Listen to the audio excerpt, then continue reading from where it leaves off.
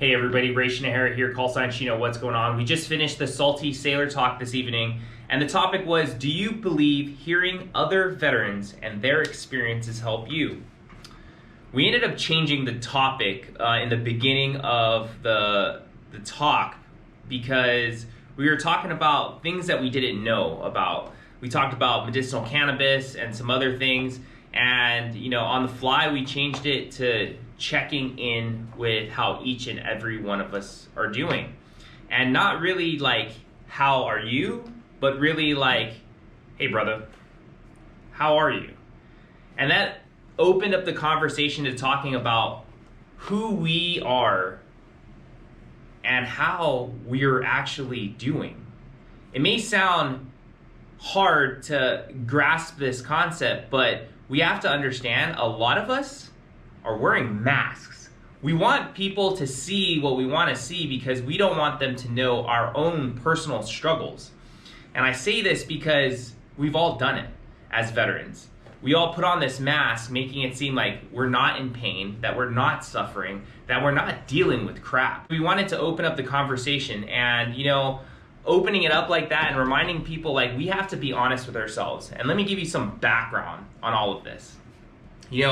I became, a social worker and a mental health provider because I wanted to help veterans. And I'm very militaristic in my approach to doing things because I go straight and dive into the problems.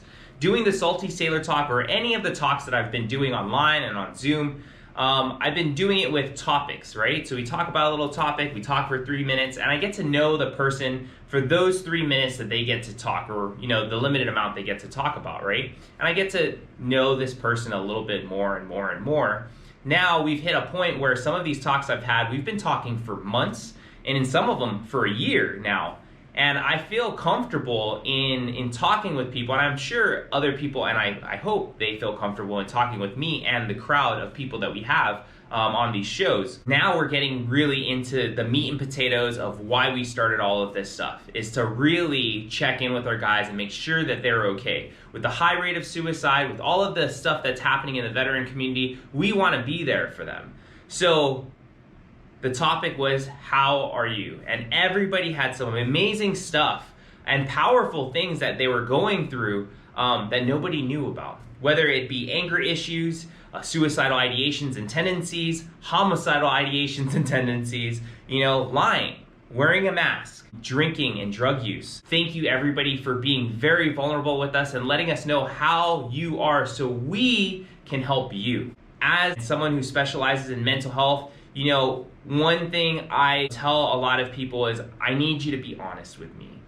Why I need you to be honest with me is so I can understand what you're going through to give you appropriate recommendations and assessments based off of what you tell me, because I don't know what's going on in your life. You're feeding me with whatever you want to feed me with that information. Now I take that information and I use best practices, interventions, and all these other things to help you. But when we talk about, the talks and everything, it's really a community therapy approach. It's everybody helping that individual that's going through so much and being there for them with whatever assets or capabilities we can provide. I just so happen to be a social worker, so I can connect you to resources and services. I also specialize in mental health, so I can understand how the brain works, not only the psychology of things, but also understanding the biology of the brain and how it works over time, especially with evolution. So PTSD, everybody thinks it's a disease, a disorder and stuff. It's actually something that keeps you alive, and how we use it to justify our feelings or sensations or our experiences is key to understanding how to treat PTSD. And we talked about that in other talks and everything, and we could definitely talk about it a bit more if anybody's interested in it. And I love to talk about stuff like that because guess what? I've experienced it. I live with it every single day, and like I said, I live with it. I don't suffer from it. I don't let it dictate my life. So a lot of people ask me, how are you doing, Shino? How are you doing, Ray? And I told them, you're gonna have to wait till the YouTube because I wanna be honest and vulnerable with everybody else. How am I doing? Honestly, I am great. I have literally changed my life in so many different ways and aspects to live a better life. And it really had to deal with stress.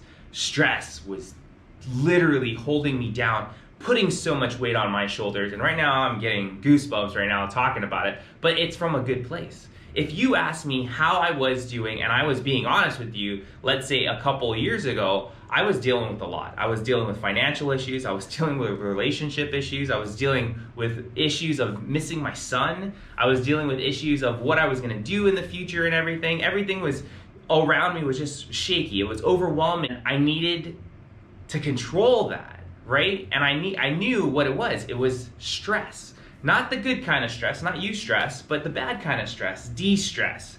And I was living with all sorts of stuff on top of it. Pain, anxiety, I was dealing with memory issues, but I realized that stress was really holding me down. And when I talk about stress and living a better life, you have to get that stress, understand what are your triggers and everything, and get rid of them. Get all of the bad and negative things out of your life, or rearrange things so it best fits you. You know, I don't have money problems anymore. I don't have relationship problems anymore. I don't have problems with talking to my son anymore. It's because I was honest.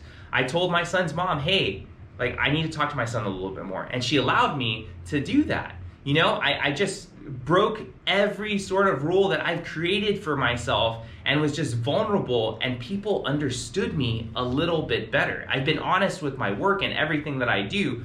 And you know, when we talk about wearing the mask, you could also relate that to what you put on Instagram, on Facebook, and all of these other things. And I have been honest with that. You know, I only have social media specifically for my work and to reach out to other people and everything. Other than that, I don't use it for personal stuff because I don't really have to. I show some of the stuff that I have, that I'm doing and everything. It's just so I can inspire other people with a better lifestyle to live, of breaking down those barriers and those bad value systems that we've had over time, and really just live a better life.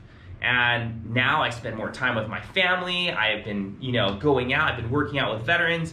And we talked about earlier, we talked about medicinal cannabis. So I used to be a patient. Me being honest, I've never shared this before to the public, but it has given me a sense of understanding how to deal with my stress, managing it.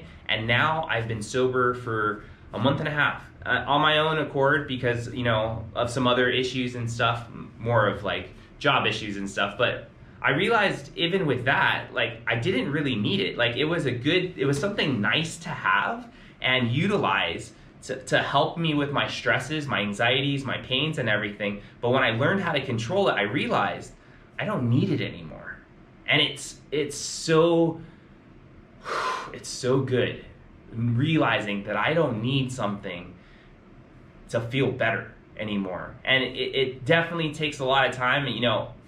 It's definitely been a revelation for me to have full control of things. Now I'm way busier. I'm running all these fitness programs for veterans. I'm like helping veterans online, doing 5 shows a week. I'm doing homeless stuff and working with the government on certain things and private organizations. And it's awesome because I get to live my life the way that I want to be.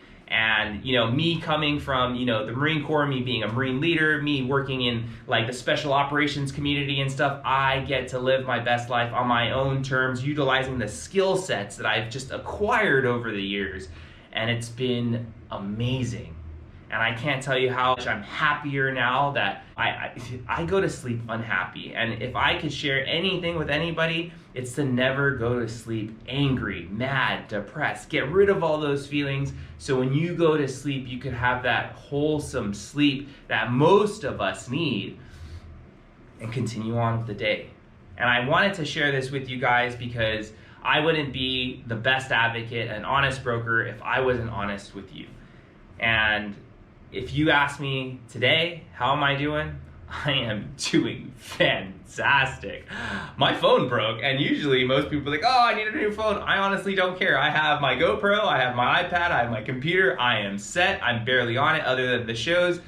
After that, I am outdoors. I am doing some like amazing things in the community, and I am loving it. But it's up to you to find out what makes you happy and what's gonna increase your quality of life and make your life better. But we have to try, at least. And the hardest thing when pursuing this kind of lifestyle, to be happier, you have to take the first step.